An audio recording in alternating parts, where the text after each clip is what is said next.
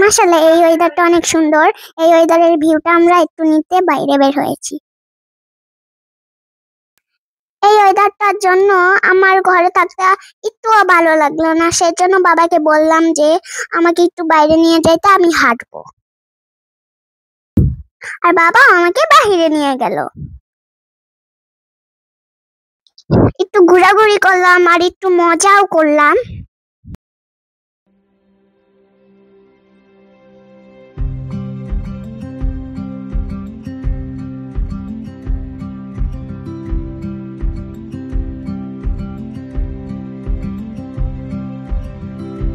গাছদের সঙ্গে আমি একটু দুষ্টামিও করলাম।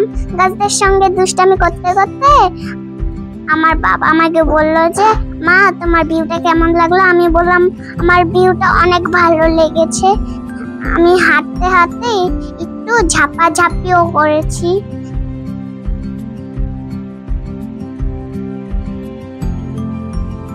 তারপরে মনটা ছিল যে দাদি বাসায় একটু যাই।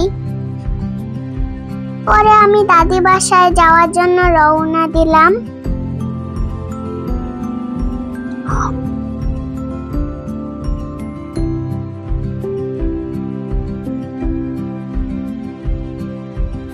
আমাদের দাদি বাসায় যেতে মাত্র 5 মিনিট লাগে, তাই হেঁটে হেঁটেই যাওয়া যায়।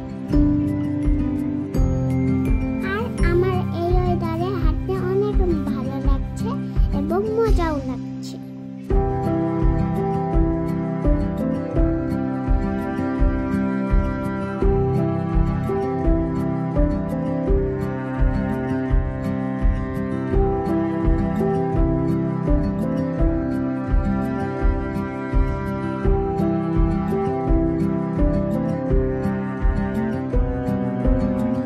আমি হাঁটতে হাঁটতে চলে এসেছি আমার দাদি বাসার এলাকায়। এই যে আমার দাদি বাসার এলাকায় এটা। আর গাইস, আজকে লালমনিরহাটে প্রচুর বৃষ্টি হয়েছে। আপনাদের জন্য আমি কষ্ট করে ভিডিওটা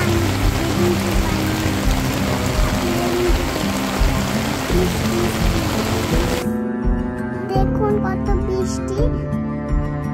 আমার দাদির বাসার পিছনে ঈদগাহ মাঠ আছে, ওইখানেই সব বাচ্চারা খেলাধুলা করে। আর এই মাঠেই আমাদের ঈদের নামাজ পড়ানো হয়। আর গাইস, এই ওয়েদারে আমার অনেক খিচুড়ি খাইতে ইচ্ছা করছিল, তাই আমি বাবাকে বলেছি যে বাবা চলো না তার বাসায় যাই। গাইস, আমি তো বাসায় এসে অবাক হয়ে গিয়েছি।